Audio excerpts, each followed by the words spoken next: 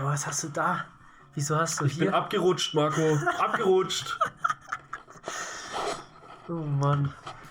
Und damit willkommen zum Video. Ich hole dich ganz kurz ab. Hier ist ein sehr guter Freund von mir. Der hat gedacht, er will seine MTW Billet Gen 2 umbauen zu einer Bullpup. Das seht ihr jetzt hier. Ich teste die später im Video auch noch. Wieso macht er das bei mir? Ganz einfach. Er muss die extrem anpassen. Es hat alles nicht so ganz gepasst. Seht ihr alles im Video. Und ich sollte ihm eben den Trigger einbauen. Ich hatte einen da. Das war alles kurz vor Spieltag und deswegen haben wir hier versucht, das Teil zum Laufen zu bringen. Für 2 Pullis für 80 € gekauft. Also erzähl. Und die heutige gebrauchte Malerjacke. Ja, weil ich keine andere hatte. Aber Hauptsache mir auch noch Schrauben drin. Ja, die haben es echt gut gemeint. Aber ich find's sexy. Also ich find's Ich find's auch sehr sexy. vor allem, dass du eine MTW, und das finde ich cool, dass du wirklich hier diesen kleinen Weg Ja, hast. du hast echt keine. Krass. Ja, hier musste er kleinere Anpassungen mit der Flex vornehmen. Mit anderen Worten, er hat seine komplette MTW Billet Gen 2 eigentlich umdesignt. Lag einfach daran, er hat es aus Asien bestellt, dieses Bullpup-System. Und Lai hat sich davor schlau gemacht. Da hieß es auch, es passen MTW Airsofts rein. Nur halt nicht die Billet-Versionen, sondern nur die Forged, weil dieses Bullpup-System gibt es auch für den Real Steel. Und die Forged ist natürlich so aufgebaut wie eine echte Waffe. Die Billet ist anders aufgebaut und da musste er dann Anpassungen annehmen. Deswegen kam er auch zu mir, weil eben der Trigger, den er hatte, nicht gepasst hat. Deswegen haben wir dann einen anderen Trigger eingebaut. Welche Bolzen? Der Bolzen, der da nochmal drin ist? Keine Bolzen. Doch, da ist ein Bolzen nochmal drin. Wo ist der Bolzen drin? Da ist ein Messingbolzen drin. Ja, so, den habe ich. Der Ah, ist ja, der okay. runtergefallen. Okay. Ja, aber wie kriege ich den Trigger da raus und weil ich kann das Ding ja nicht halbieren. Doch, das mache ich jetzt. Das mache ich dir jetzt. Ja, also ich habe ein Video gesehen, hat einer gesagt, MTW passt da rein. Schreibt doch gerne mal in die Kommentare, ob ihr auch Bock hättet, so eine Bullpup zu spielen, ob ihr schon mal sowas zusammengebaut habt oder ob das auf eurer Wunschliste ist, würde mich auf jeden Fall interessieren. Ja. Dass wir nichts bearbeiten müssen. Aber mit dem Griff wird es auch besser. Da kommst du besser rein.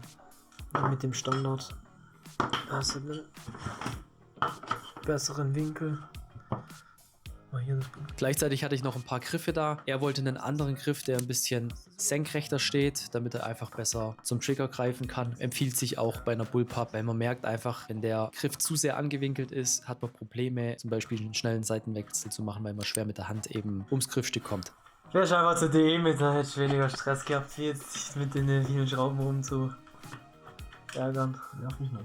Ja, ich freue mich so, ich bin so hyped. Ja, Das ist jetzt die dritte, letztes Mal war geil.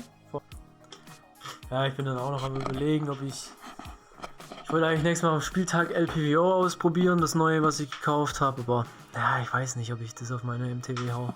Und was willst du dir jetzt noch kaufen? Das andere LPVO? ja, das ist zweifach, aber ich weiß nicht, ob mir das gefällt, wenn ich da ein Zweifach noch dran mache. Weil ich ob Zweifach nicht zu viel ist. Zweifach ist schon, also ich finde 1,5, 2 geht noch. Also dafür, dass er das Bullpup-System aus dem Osten gekauft hat, ist es absolut solide. Es hat extrem viele Schrauben, es ist wirklich echt stabil und der Kunststoff hat einen riesen Faseranteil. Bedeutet, es ist nicht ein billiger Kunststoff, sondern der ist extrem stabil. 3D gedruckt. Der Ninja Grip. Das ist mir auch zu dick, einfach zu kleine süße Händchen. Vorteil an dem Bullpup-System ist natürlich, es ist absolut legal. Ihr könnt die Airsoft komplett umbauen, weil ihr ja das nur optisch tut. Ja, ihr ändert ja nichts an der Engine, ihr ändert nichts am Lauf. Es bleibt alles so, wie es ist und baut da letztendlich nur dieses Bullpup-System drumherum. Moment der Wahrheit. Warte, hier sieht's aus.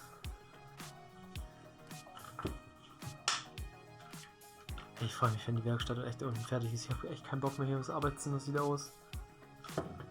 Vor allem ist halt einfach Wohnfläche und das ist eine halbe Werkstatt. Das ist richtig geil. Der absolute Vorteil von so einem Bullpup-System ist einfach, ihr kürzt die Waffe extrem und der Lauf bleibt aber gleich. Ihr könnt relativ lange Lauflängen verwenden und habt aber eine extrem kurze Waffe im Gegensatz zu AR-15-System. Gleichzeitig habt ihr das Problem bei einem AR-15-System, es ist extrem kopflastig, heißt euer Arm wird relativ schnell schwer, ihr könnt die Waffe nicht so lange im Anschlag halten. Bei dem Bullpup-System ist das ganze Gewicht Richtung Stock verlagert, heißt in der Nähe von eurem Körper und dadurch ist die Gewichtsverlagerung besser. Aber der Nachteil ist hier in dem Fall das Nachladen. Seht ihr auch nachher, das ist nicht so einfach. Das ist ein geiles Teil. Jetzt. Plus. Schon richtig. Ja, hier seht ihr noch eine alte Version von meinem Speedloader, das war noch vor der Dark Emergency. In der nächsten Zeit stehen auch noch 2 größere Events an, da freue ich mich richtig drauf. Da habe ich auf jeden Fall wieder ein paar Speedloader dabei mit dem finalen Stand. Und jetzt gehen wir rein ins Gameplay. So, ich spiele jetzt hier die Bullpup. Bin gespannt, wie die ist. Mein Kollege hat die andere. Soll ich noch auf F? Alter. Ja, ist auf jeden Fall geil. Bin gespannt. Ich bin gespannt. Wo stürmen wir jetzt hin, dass ich ungefähr die Richtung weiß? Du beschießt jetzt gleich rechts den Gang am Haus, dass ich an die Flagge rankomme. Machst du? Ja, aber ich brauche ja direkt jemand. Wir spielen Angreifer und Verteidiger. In dem Fall sind wir jetzt Angreifer. Es gibt 3 Flaggen, die sind über der Map verteilt. Wir müssen jede Flagge nacheinander einnehmen und die Gegner zurückdrängen. Und ob uns das gelingt und vor allem mit dieser Bullpup, seht ihr jetzt.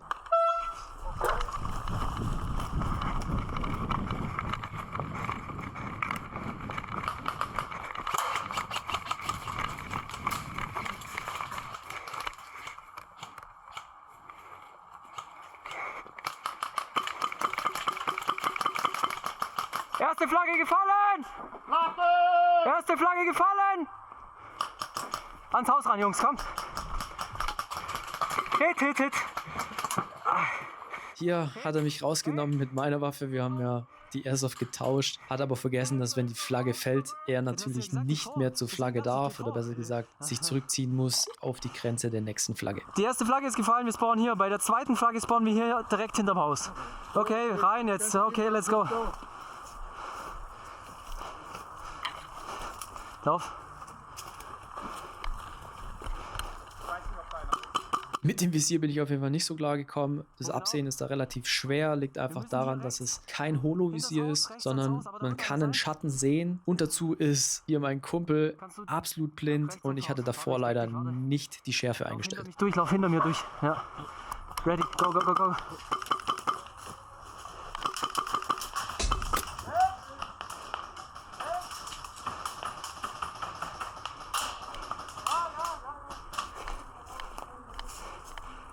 Jo, ist unser. Achso, okay. Stell's um. Flagge gefallen! Flagge! Direkt gucken, die sind gerade alle nicht da. Ja, drück, Mann! Hit! Angreifer zu sein ist immer extrem schwer. Klar, die erste Flagge ist relativ schnell gefallen, aber man muss bedenken, man ist dynamisch unterwegs. Der Verteidiger ist statisch, bedeutet, er kann sich hinstellen und warten, bis der Gegner ums Eck kommt. Da hat man es als Angreifer immer schwerer.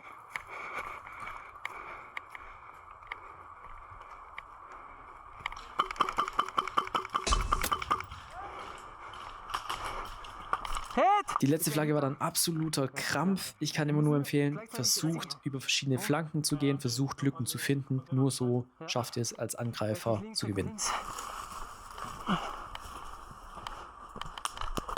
Achtung, geradeaus.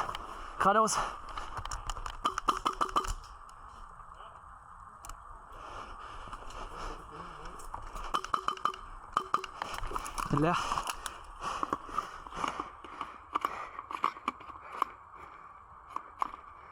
Das Nachladen bei einer Bullpup ist absolut gewöhnungsbedürftig. Das müsst ihr euch so vorstellen, bei einer AR-15 könnt ihr eben den Mag-Release mit der einen Hand betätigen und mit der anderen gleichzeitig das volle Magazin aus der Pouch ziehen und dann eben austauschen mit dem leeren Magazin. Hier in dem Fall, um das Magazin zu lösen, brauche ich meine linke Hand. Also brauche ich zumindest eine Hand und ich kann dabei nicht das volle Magazin aus der Pouch ziehen. Ja, heißt, es dauert auf jeden Fall länger nachzuladen. Da muss ich sagen, ich bin mehr Fan von einem AR-15-System, weil es einfach schneller geht. Kannst du oben durchgucken? Der ist hinter dem weißen Container da. Hinter der Hundehütte. Ja, siehst du da was?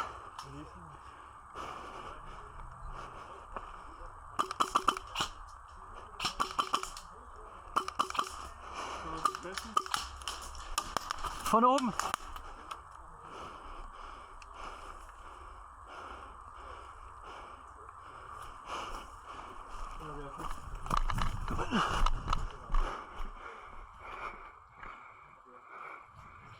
Männer, wir müssen pushen.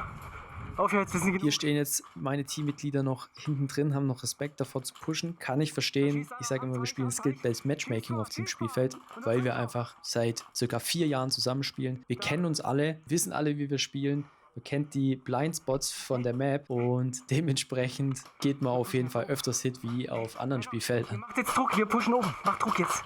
Komm, komm, komm. Mitkommen, mitkommen.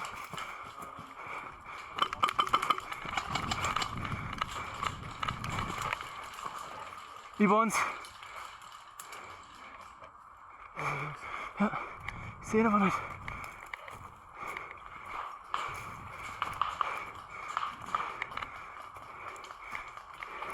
Hey, renn an die Flagge ran, renn an die Flagge ran. Ich deck dich, renn an die Flagge ran. Hier kann ich euch auch immer empfehlen, wenn ihr mit eurem Teamkollegen pusht, schaut, dass ihr ihn mit eurer Platte schützt, also mit eurem Körper, und dadurch hat er vielleicht noch die Möglichkeit ranzukommen oder sich in Deckung zu retten. Spielende! Spielende!